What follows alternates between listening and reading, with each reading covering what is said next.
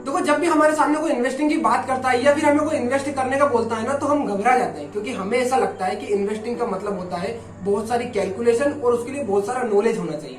लेकिन मैं आपको बता दूं कि अगर आप 10वीं भी अच्छे से पास हो ना, आपको गुणा करना, जोड़ना, घटाना, भाग करना, परसेंटेज निकालना, सिंपल इंटरेस्ट, कंपाउंड इंटरेस्ट जैसे बेसिक चीजें अगर आपको आती है, जो कि हम 10वीं में पढ़ते हैं, इसके साथ साथ कुछ फाइनेंशियल कॉन्सेप्ट्स आपको पता है ना, तो आप इन्वेस्टिंग सीख भी सकते हो और इन्वेस्टिंग खुद से भी कर सकते हो। तो इस वीडियो में मैं आपको ऐसे कुछ बेसिक कॉन्सेप्ट बताने वाला हूँ जिसे हम इन्वेस्टिंग के दौरान यूज करते हैं। तो सबसे पहला और इम्पोर्टेंट हमारा पर्सनल फाइनेंस का कॉन्सेप्ट है एसेट एंड लायबिलिटीज। इन दोनों को हम साथ में समझते हैं ताकि हम ज्यादा इससे रिलेट कर पाएंगे।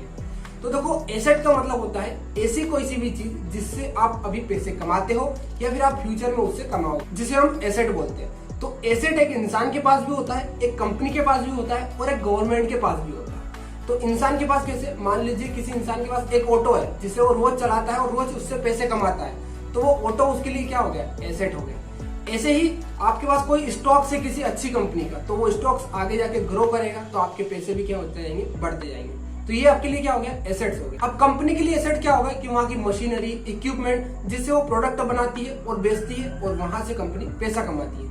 अब सरकार के लिए एसेट क्या होगा? सरकारी कंपनी जहां से वो पैसा कमाए। अब अगर हम लाइबिलिटीज को सिंपल में समझे तो ऐसी चीज जिसपे आप अपनी जेब से पैसे खर्च करते हो उसे हम बोलते हैं लाइबिलिटीज। अब लाइबिलिटीज एक इंसान के लिए भी होती है, एक कंपनीज के लिए भी होती है और एक गवर्नमेंट के लिए भी होती है। तो इंसान के लिए कैसे? मान लीजिए किसी इंसान ने 10 लाख की एक नई कार खरीदी, तो उस कार की कीमत हर साल तो घटती जाएगी, लेकिन उसके साथ साथ उसको हर महीने का ईएमआई भी देना है, मेंटेनेंस भी करना है, इंश्योरेंस भी करना है। तो वो कार उस इंसान के लिए क्या हो गई? लाइबिलिटीज हो गई।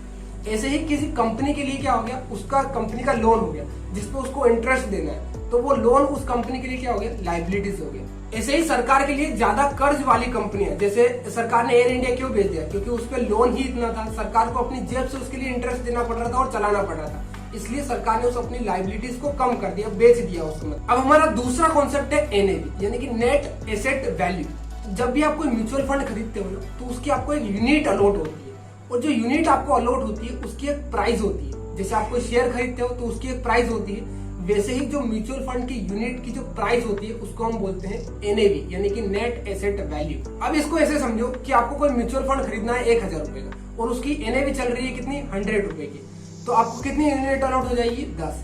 तो ये जो एनएवी होती है म्यूचुअल फंड की, ये रोज चेंज होती रहती है मार्केट कंडीशन के हिसाब से। तो अगर मार्केट ऊपर जाता है तो एनएवी भी इसकी बढ़ जाती है, मार्केट अगर नीचे जाता है तो इसकी एनएवी भी घट जाती है। अब हमारा तीसरा कॉन्सेप्ट है कैपिटल गेन। तो मानो कि आपने किसी कंपनी में 2000 रुपए इन्वेस्ट किए, अब वो बढ़ के अगले साल 3000 रुपए हो जाते हैं, तो जो आपका जो 1000 का जो प्रॉफिट बना उसको हम बोलते हैं कैपिटल गेन। ऐसे ही आपने 2000 रुपए इन्वेस्ट किसी कंपनी में किए थे, लेकिन वो कम होकर कितने हो गए? 1000 रुपए हुए, तो जो 1000 का जो लॉस हुआ उसको हम बोलते हैं कैपिटल लॉस।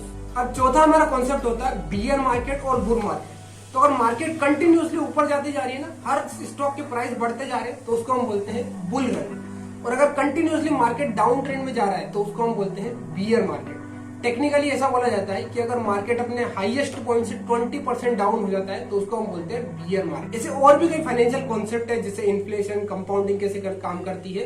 तो अगर इस वीडियो में आपको समझाऊंगा तो वीडियो बहुत लंबी बन जाएगी और बोरिंग भी बन जाएगी, इसलिए मैं आपको इनको सेपरेट में बनाता रहूंगा और आपको सिखाता रहूंगा।